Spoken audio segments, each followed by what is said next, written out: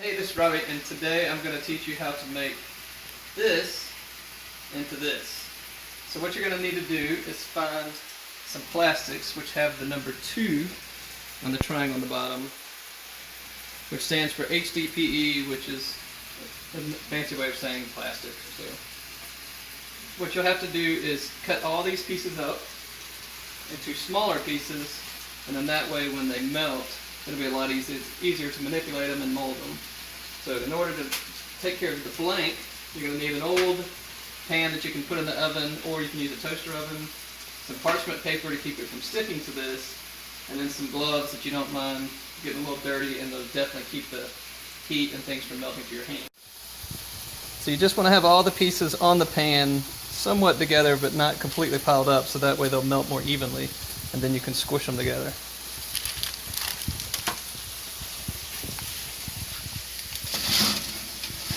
So I'm going to put it in the oven for a good 7 minutes and then come back and see how it looks. Okay.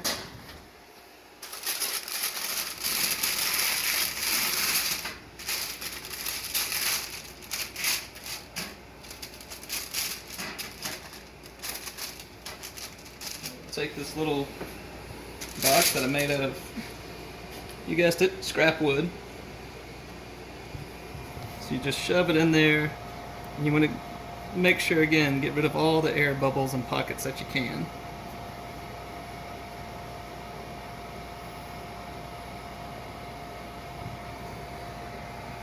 Alright.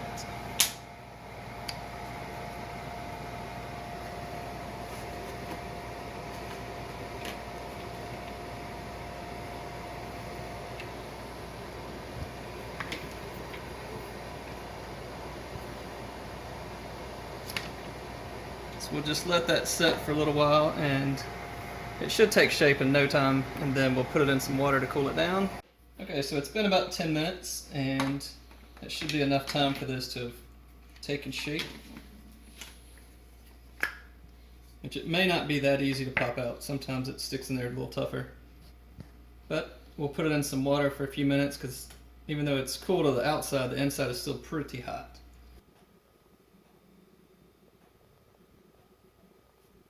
Alright, I am a little concerned because this section right here, that did not come together too well, which I may be able to cut around it, but when I go to turn, that would definitely blow out. So, alright, so this gap would not turn well, so once I turn it, these pieces would just explode off. But the good news, it's a Slimline pen, so they have the smallest tubes, and the amount of space I really need is only like that much. So what I can do is just cut away most of the bad pieces on the bandsaw and then hang on to them, because worst case I can just melt it while I have it together and fix any loose spots like this. So I can mark a loose area around here to cut, and the Sharpie won't matter because all these pieces are going to get turned anyway, so none of this ink will be on there.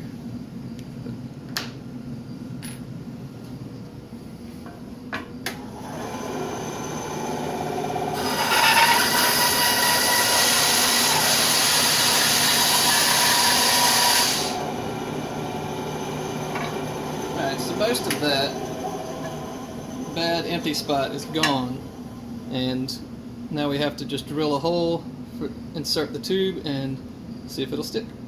Okay, so now that we've got the shape down where we need to insert the tube, we will knock out the tailstock,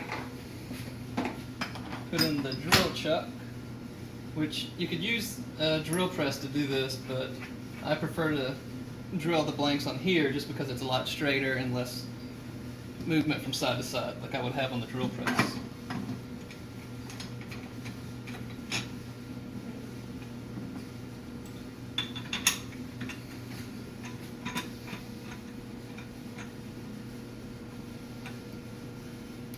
So you won't need your tool rest on this. So you're going to get your drill up close. So what will happen now is you're just going to turn on the lathe, and as you go, you'll just crank it so that it slowly barrels out the inside.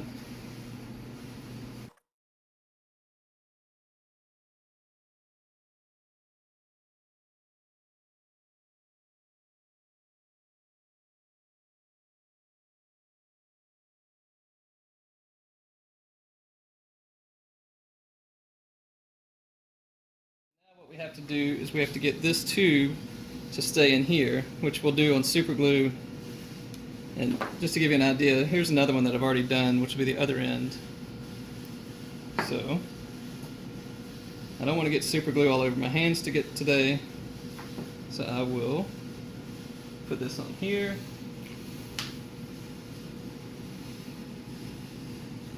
Load it up with super glue.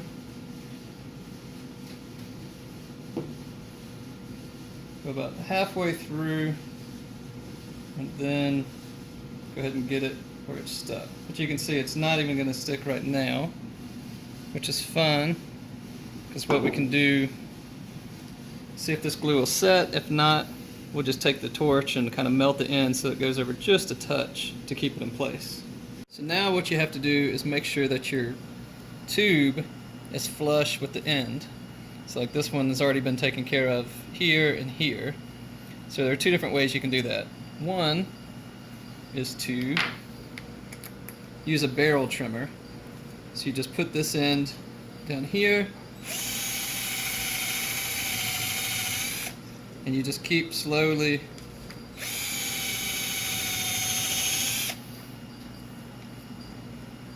going until you get close to the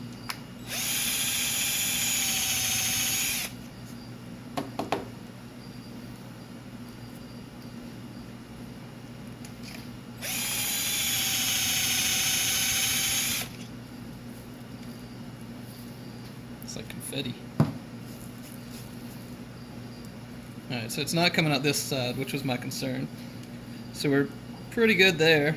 And now the other way you can do it, if you don't want to buy a barrel trimmer, because these you do have to have a different size for each size tube. So it's actually much easier if you just use the sander.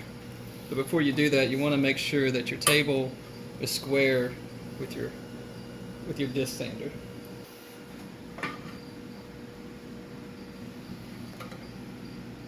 So you want to make sure there's not really much of a gap in here, meaning no gap, but this sander is not going to get too exact, so I'll just have to deal with it.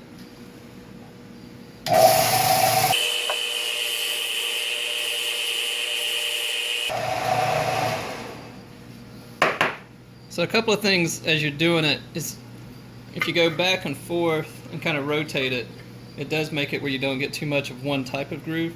And the other thing is, keeping your finger on this end, you'll be able to feel if the tube tries to push itself out. Because if you're not paying attention, this tube could heat up and then come loose and you're not knowing it, and you'll keep sanding past it.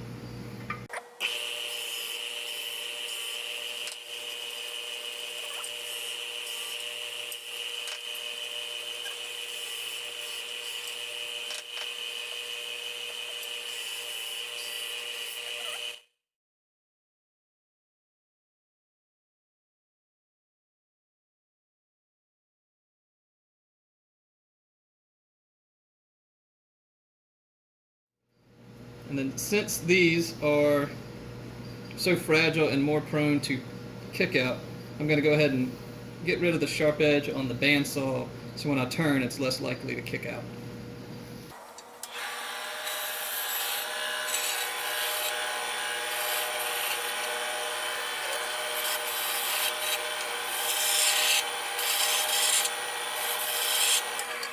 And again, until you're finished, it's a good idea to hang on to these pieces just in case you have some pieces that kick out and you need to melt them back into it.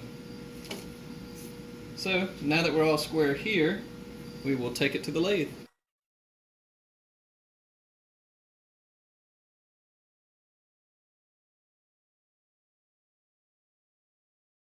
And set up our tool rest.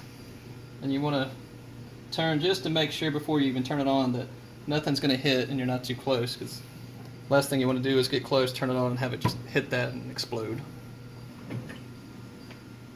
So to get started, I usually start out with the square carbide tip just to kind of get the general shape, and then I'll switch over to the round one. It's all kind of personal preference at that point.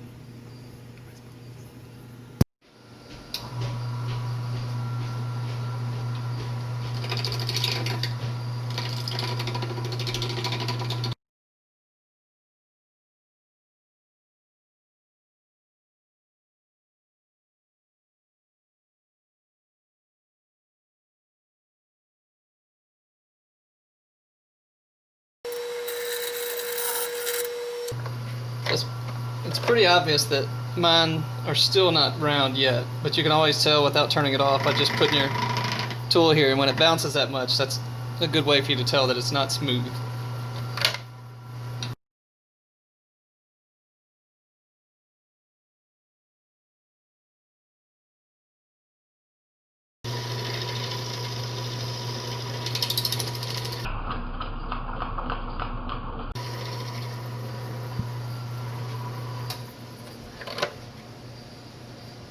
So you can see right there a big chunk popped out, but thankfully there's plenty of room to still go and we're okay. But once we get a little closer to the bushings, then it's more concerning.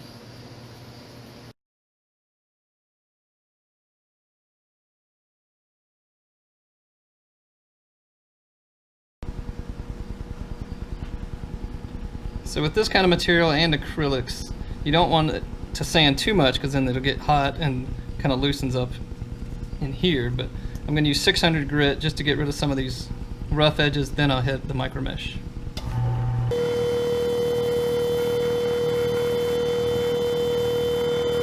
So I don't want to get any water on the actual lathe itself, and I'm going to be using some micro mesh, which you use, there's 9 different grits. So number 1 would be the hardest or most coarse grit, all the way up to 12,000, which is the least. So in order to keep them in the chronological order, because I never remember which color is which, I just did a little pyramid drawing so that way I know which one's first, second, third, and so on. That feels a little better. But the big key once you use the sandpaper like that is you want to go side to side to get rid of any of the deep marks and grooves you've left. So apparently I left a few.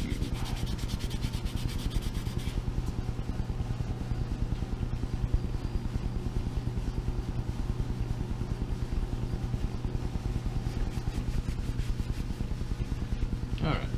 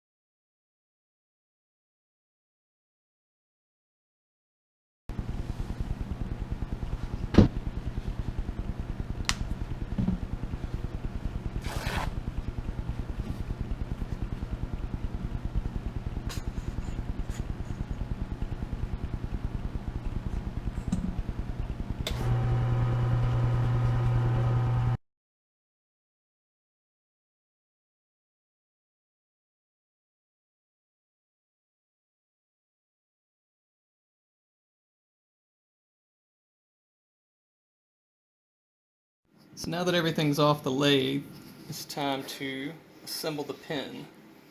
So, to make it easier, I have this guy.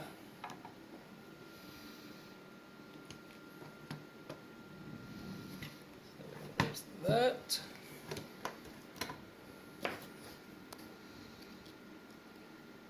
The trickiest one is this transmission piece, because you don't want to go too far. Hopefully that will be good.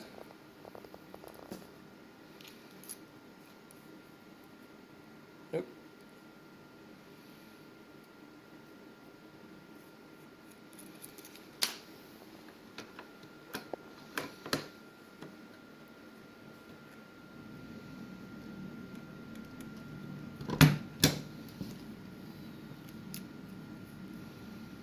There we go.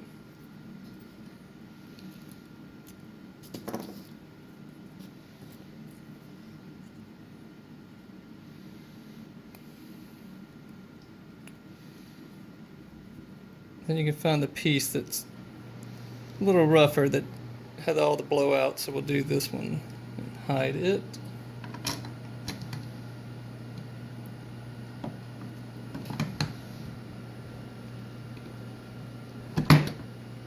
Then just put them, oh no. That's not supposed to happen. So that's part of the headache I was talking about earlier. The glue doesn't even like to stick to these things. So anyway, as long as the pin's together, it's fine. But that clearly that tube is not sealed in there. All right, well that's the finished pin. So the color combination is unique only because that's the colors that I had available from all the pin caps, or excuse me, bottle caps. But if you know anyone that really likes Christmas and maybe the Clemson Tigers, then that color combination might work for them. Otherwise, it was purely just to show you how these things are made. So thanks for watching. See you next time.